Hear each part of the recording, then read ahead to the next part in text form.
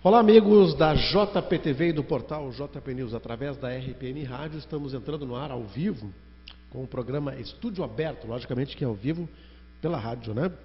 Clarice ao meu lado, tudo bem, Clarice? Tudo certo, Adriano. Bom dia a todos que nos acompanham pela RPM Rádio e um bom dia, boa tarde, boa noite aos internautas que nos assistem, né, a qualquer hora do dia. Legal, olha só a capa do Jornal Progresso dessa semana. A primeira Miss Universo brasileira concede entrevista à JPTV. Gustavo Zanata diz que apoiaria a abertura de uma CPI para investigar casos do PSH. Em Paris Novo, começa nesta sexta-feira a Citrus Flor. 3 assuntos bastante importantes, né, Clarice? Isso, Adriano. A visita da ex-Miss Universo, né, Ieda Maria Vargas. Ieda Maria Vargas, que esteve aqui na sede do Grupo Progresso de Comunicação na semana passada. Ela, que muito simpática, né, concedeu entrevista a ti, falou um pouco sobre a carreira, sobre como entrou no mundo da moda, né? Ela que muito jovem conquistou disputas, né, de beleza aqui no estado. Começou como rainha das piscinas no Cantegril Clube de Porto Alegre, né, capital do estado. Ela que começou na carreira, né, devido a uma desilusão amorosa, né, muito jovem ainda, ao término de um relacionamento. Ela estava meio deprimida e aí a família, vendo a sua beleza, né, o potencial de sua beleza, aconselhou então a participar do concurso como uma forma de distração. E, para surpresa de todos, né, ela foi uma grande revelação, conquistou a disputa das piscinas.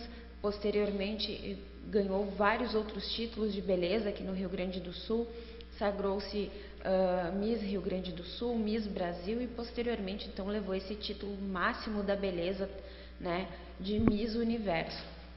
E ela é uma figura muito simpática, muito carismática, conversou, brincou, enfim, a reportagem completa o pessoal acompanha no jornal, né, falando um pouquinho da história de Ieda Maria Vargas, e a reportagem em vídeo, né, já está passando na JPTV, então quem quiser assistir, conferir em detalhes o que disse a ex-Miss Universo, deve acessar o nosso portal lá, o JP News, né, www.gpc.inf.br, e conferir, né, tudo que a Miss Universo falou na entrevista que concedeu ao Adriano Alves de Oliveira. Legal, Clarice, olha com a página 2 do Jornal Progresso, o vírus do corte de salário de vereadores continua contaminando a população. Dessa vez, o assunto chegou até Garopaba, em Santa Catarina. Isso mesmo, Adriano, essa reportagem a gente já postou no portal JP News, né? Agora traz então como destaque no Jornal Progresso dessa semana, mas já deixou de ser novidade, né? Porque outros municípios do país já estão aderindo também, embora esse município em especial já não seja mais novidade para nós, né, que já estamos acompanhando outros movimentos. A questão do vírus, né, da viralidade, que é uma expressão que a gente usa para dizer que contaminou, né, contagiou muitas pessoas, então está latente mais do que nunca, né? Ontem mesmo a gente postou aqui no nosso portal JP News exemplos de cidades do estado de São Paulo que também fizeram um movimento semelhante, né, em prol da redução do salário dos seus vereadores e que já tiveram êxito. E à medida em que alguns municípios vão conquistando esse objetivo, outros se movimentam na busca da mesma situação, né? Então a gente tem 2 exemplos de municípios do estado de São Paulo, onde um já conseguiu reduzir o salário dos seus vereadores para a gestão 2017, né? Os salários de cerca de R$3.200, R$3.300 tiveram redução para cerca de 927, se não me engano. Então, a partir da próxima legislatura, os vereadores, né, já estarão recebendo um valor abaixo do que é pago hoje. E aí, né, isso acabou influenciando outra cidade para que fosse a Câmara de Vereadores batalhar pela aprovação de um outro projeto, né, dessa vez um projeto específico para aquele município, né, em Ourinhos, se não me engano. Não, Ourinhos foi o exemplo que a gente trouxe semana passada. Não, é o Ourinho, sim. para que lá também seja aprovado então esse projeto. Então, né, é um movimento que cresce em todo o país e que a gente está acompanhando e traz aqui para vocês, né, para verem como é que está essa movimentação aí pelo país. Lembrando que aqui em Montenegro também já existe um movimento nas redes sociais, onde estão sendo recolhidas assinaturas, né, está sendo feito um abaixo-assinado também pedindo a redução dos salários, não só do Legislativo, mas também de alguns cargos do Executivo. Certo, Clarice, uma nota aqui direto da redação, página 3 do Jornal Progresso. Farmácias poderão ser obrigadas a atender na madrugada. Esse é um problema, né? Recorrente em todos os municípios do Brasil. A maioria das farmácias já está fechando à noite em função da falta de segurança, né? Então, em São Sebastião do Caí, a Câmara de Vereadores está trabalhando nesse sentido de fazer com que haja um rodízio, mas os farmacêuticos não estão muito propensos a aceitar essa ideia, justamente pela falta de segurança, né? E não apenas isso, né, Adriano? Aqui em Montenegro essa questão também já vem sendo debatida há bastante tempo, e o que a gente acompanha por parte dos empresários, né, do setor da farmácia é a queixa de que, além da segurança, né, da falta de segurança, envolve a questão da contratação, né, de mais funcionários, porque as farmácias são obrigadas a ter um farmacêutico, né, durante enquanto estão com as portas abertas. Mesmo de madrugada, né? Mesmo de madrugada. Então, implicaria na contratação de outros funcionários, de mais farmacêuticos, o que resultaria num gasto, numa despesa bem elevada para o empresário, enquanto que a movimentação, o retorno financeiro durante a madrugada, a gente sabe que não é muito elevado, né? São cidades que não tem uma população tão grande, né? Não é um centro como Porto Alegre, por exemplo, então a demanda de procura durante a madrugada é baixa, então eles alegam isso, né? Que além da falta de segurança seria bastante complicado esses custos com mais mão de obra. Enquanto isso, a população, né, acaba tendo que se virar como dá. Aqui em Montenegro, a maioria das farmácias fecha em volta de 21 a 22 horas. A drogaria Progresso é uma das poucas que fica aberta até a meia-noite, né? Em algum período, durante alguns anos, eles atendiam o pessoal que ia lá, né? Tocavam na campainha, mas por questões de segurança, isso também hoje está sendo evitado, né? E até mesmo porque outras farmácias, né, não concordam muito com esse tipo de atendimento. Então, é o cenário que temos hoje, né? A população que cobra a permanência das farmácias abertas durante a madrugada e os empresários que falam sobre a dificuldade que se teria para executar essa solicitação.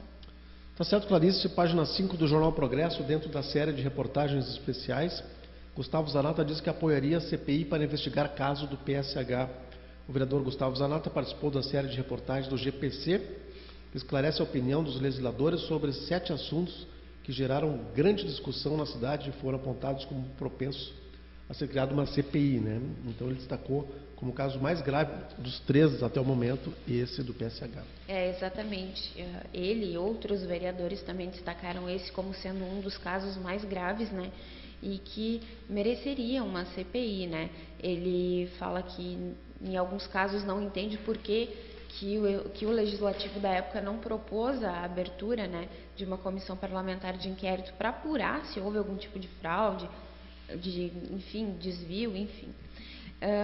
E que se precisasse do apoio dele para isso, né, ele é favorável à abertura de uma CPI.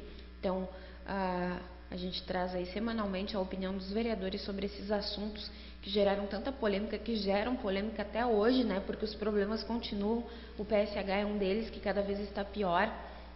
Muitos problemas nas ruas, as casas cada vez mais sofrendo com a ação do tempo, né? Casas que são relativamente novas, mas que apresentam vários problemas. E enquanto isso a população, né, se vira do jeito que dá lá. Então, alguns vereadores cobram também a falta de assistência social, né?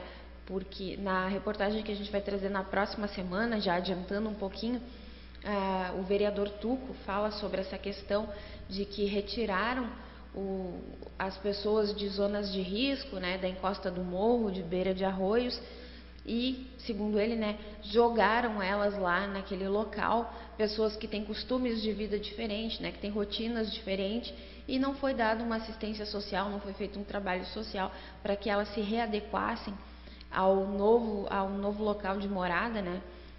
Uma das questões que a gente aborda, né, que a gente via lá, logo que o pessoal começou a morar naquelas casas, era a questão do lixo, né. Muitas daquelas pessoas são recicladores e acabavam levando todo o material de descarte para as suas residências, né? Às vezes para o pátio, às vezes para dentro da casa, e aí a gente olhava e pensava, poxa, casas novas já tomadas pelo lixo, né? Claro que é o material de trabalho deles, mas daqui a pouco, se eles tivessem uma orientação um pouco diferente, se já tivessem um galpão de reciclagem, de triagem para trabalhar, a situação seria outra. Ou então um aconselhamento de como manter aquele material afastado da casa, né? De repente construir um galpãozinho, alguma coisa no pátio, né? Mas para dar um isolamento, para dar uma higiene, né? Dentro de suas residências. Enfim, então o Tuco cobra também, né, do executivo essa falta da atenção social, né, que poderia ter sido feita e que não foi. Ok, Clarice, página 6 do Jornal Progresso. Novas normas do governo preocupam proprietários de aviário da região. João Roque da Rosa já foi secretário da Agricultura na cidade de Broxir durante 3 mandatos. Ele conhece bem os problemas enfrentados pelo homem do campo.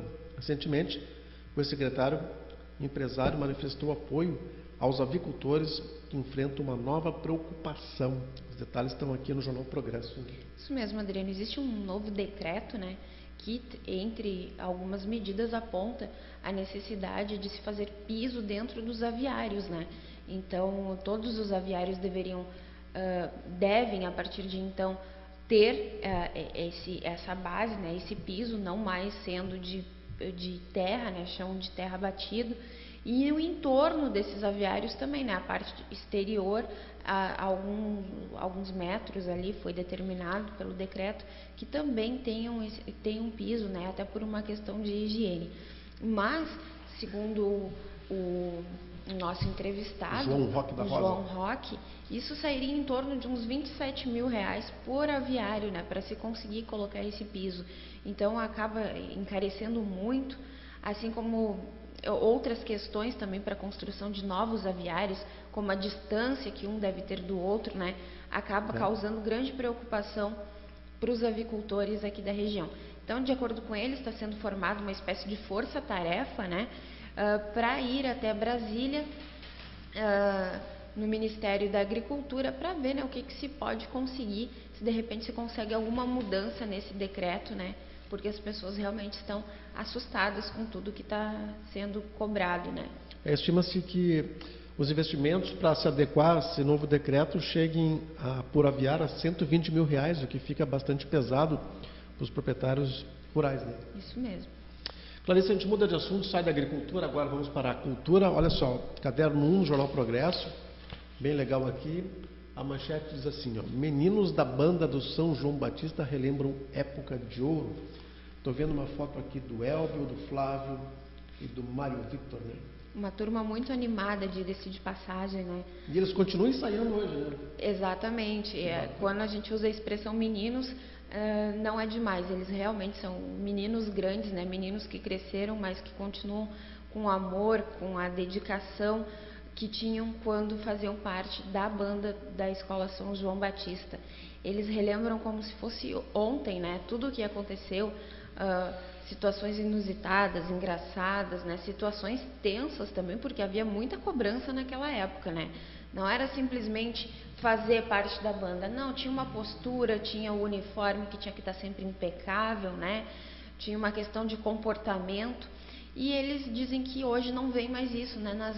Nas atuais bandas, nas apresentações que são feitas, né? Nos desfiles, enfim. E gostariam de resgatar esses valores, né? Esse apreço pelas bandas. Durante a reportagem eles comentavam que hoje em dia parece que a juventude não tem mais gosto, né, em participar das bandas. Muitos acabam desfilando porque a escola oferece algum tipo de benefício, algum ponto, né? Ah, você vai desfilar e vai ganhar um ponto em determinada disciplina. E na época deles não era assim. As pessoas que faziam parte da banda, né, os meninos e meninas que faziam parte das bandas, iam por gostar, por acharem aquilo algo diferente, algo interessante. E era uma questão de status também, né? Fazer parte da banda naquela época era algo que colocava os estudantes em visibilidade, né? Inclusive a banda do São João se apresentava em diversas cidades aqui no estado, em festivais em Gramado, Canela, né? Farroupilha, lá em Caravaggio, no Santuário de Nossa Senhora do Caravaggio. E eles eram convidados para irem até essas cidades, né? Fazer suas apresentações. E depois que eles se apresentavam, né, em conjunto, era escolhido um grupo, né, de 5, 6 pessoas, e esses 5, 6, enquanto os outros descansavam, almoçavam, né, eles faziam, eu não me lembro agora como é que é o nome, mas eles faziam uma apresentação, eles ficavam tocando, enquanto, por exemplo, iam para um restaurante, o pessoal estava lá comendo, se servindo, eles ficavam tocando, ou então iam para a praça da cidade, também faziam uma breve apresentação, um repertório imenso, né? De acordo com o Flávio, eles tocavam mais de 90 músicas, era só pedir, eles saíam tocando. Então, isso foi bastante marcante para eles. Realmente, o bate-papo foi bem legal. Muita história para contar, foi difícil resumir. A gente trouxe 15 minutos de entrevista, mas renderiam horas, né? Então, para conferir um pouquinho dessa entrevista, o pessoal pode entrar no nosso site também e conferir o que rolou. Bom, Clarice, agora a gente vai para falar sobre assuntos da política de Montenegro, que é a sede do Grupo Progresso de Comunicação. A gente sabe que a Câmara de Vereadores, a dotação dela vem do Executivo. Todos os meses o Executivo manda um valor para que a Câmara Municipal pague seus funcionários, os vereadores e os outros gastos. Nos últimos tempos a gente tem observado, né, Clarice, que a Câmara de Vereadores tem tomado uma posição muitas vezes que compete ao Executivo, tem feito ações importantes para a comunidade, como por exemplo o repasse de verba de R$400 mil para a reforma da Biblioteca Pública Municipal Hélio Alves Oliveira, também na questão que envolve a volta do São José do seu magistério, né? Então a Câmara tem tido umas atribuições novas, né, que não vinha sendo parte do Legislativo, né? Tu estivesse conversando com o presidente da Câmara, o Márcio Miller, para falar justamente sobre esse assunto. Né? Isso mesmo, Adriano. Segundo o Márcio Miller, o que acontece é que esse valor, né, esse recurso, quando não gasto pela Câmara, a Câmara tem essa possibilidade, então, de oferecer, ou quando solicitado pelo Executivo, disponibilizar, né? Então, no ano passado, havia uma dificuldade de diálogo com o então prefeito Paulo Azeredo. A Câmara tentou passar alguns recursos que não foram aceitos pelo então prefeito Paulo Azeredo. Já esse ano a situação mudou de figura, de acordo com o Márcio Miller. As negociações, as conversações, o diálogo está mais aberto com o atual prefeito Luiz Américo Alves Aldana. E como tu falou, né, a gente trouxe como exemplo aqui já em outras ocasiões, esses dois aí foram dois importantes projetos, né, que a Câmara colaborou fornecendo recursos, R$400 mil para a execução do projeto da biblioteca, que deve ser concluído agora em breve e também deve começar ainda este ano, assim como o curso do magistério. Mas existem outros projetos, né? O presidente da Câmara, Márcio Miguel Miller, falou sobre esses projetos. Hoje à tarde a gente vai estar disponibilizando então a reportagem com ele, trazendo para vocês aí todos os demais projetos que a Câmara teve a possibilidade de colaborar com o Executivo, né, repassando esses recursos. Como a Câmara ainda não está gastando, né, com a construção da sua sede, então ela tem uma sobra de recursos, né, e pretende continuar ajudando o Executivo no que for necessário, né, de acordo com o Márcio, tudo em prol da comunidade. Legal, Clarice, olha só, julgamento do assassinato de Jason Calcin, que foi mais uma vez transferido, é a segunda vez que é transferido esse caso. Né? Pois é, parece que dessa vez os advogados, né, envolvidos na ação teriam tido problemas em Porto Alegre, né, devido ao deslocamento.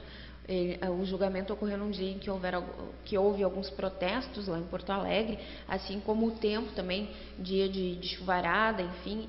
Parece, né, a informação que nos chegou é de que alguns problemas relacionados ao trânsito acabou causando uma tranqueira lá e eles não conseguiram chegar, então por isso o julgamento foi adiado. A nova data será no mês de novembro, né? Então quem aguardava para saber o desfecho dessa história, né? Esse caso que levou a óbito um jovem aqui no município, né? Um assassinato que ocorreu de forma brutal, né? Então o desfecho desse caso ainda vai demorar um pouquinho mais para ser conhecido. Muito bem, Clarice. Agora a página 9 destaca a abertura nessa sexta-feira da Citrus Flor. E ontem as meninas estiveram aqui para divulgar, né? Isso mesmo, Adriana. E olhando aqui a foto delas, né? Na edição de hoje aparece a parte de cima da veste das soberanas, né? E durante o final de semana elas estavam no Parque Centenário trabalhando na divulgação da Citrus Flor, com belas roupas, né? Muito bonito o traje que foi feito para essas meninas, né? Ontem elas vieram aqui no estúdio com uma roupa informal, né? Por quê? Porque estão preparando, né, novamente a sua roupa de gala para a festa que começa hoje à noite. Elas, com essa chuva toda e com a movimentação que elas estão tendo, né, acabou que sujou os vestidos das soberanas, né? Mas hoje à noite elas prometem estar impecáveis para receber o público, né? A partir de hoje, final da tarde, nesse que promete ser um grande evento em Pareci Novo, terá grandes atrações, né? Um dos destaques a nível nacional é o show do Paralamas do Sucesso, que ocorre na próxima semana, né? E também apresentações de circo, né? Com o TOL, que é uma grande companhia circense e que promete trazer muito encanto, muita beleza, né? Nesse espetáculo que acontece então. A gente tem um vídeo com as soberanas fazendo o convite para a população, tá lá no nosso portal também, logo na JPTV, para que o pessoal possa conferir um pouco mais da simpatia, né, e da beleza dessas meninas que representam Pareci Novo agora na 6ª edição da Citrus Flor. Legal, Clarice, nós vamos ficando por aqui, lembrando mais uma vez que o Jornal Progresso já circula com seus 5.000 exemplares em 10 municípios aqui da região. Clarice, obrigado pela participação. Até mais, um bom final de semana a todos, até a próxima. Até a próxima com mais uma edição do nosso programa ao vivo aqui pela RPM Rádio, estúdio aberto e gravado pela JPTV. Até mais, pessoal.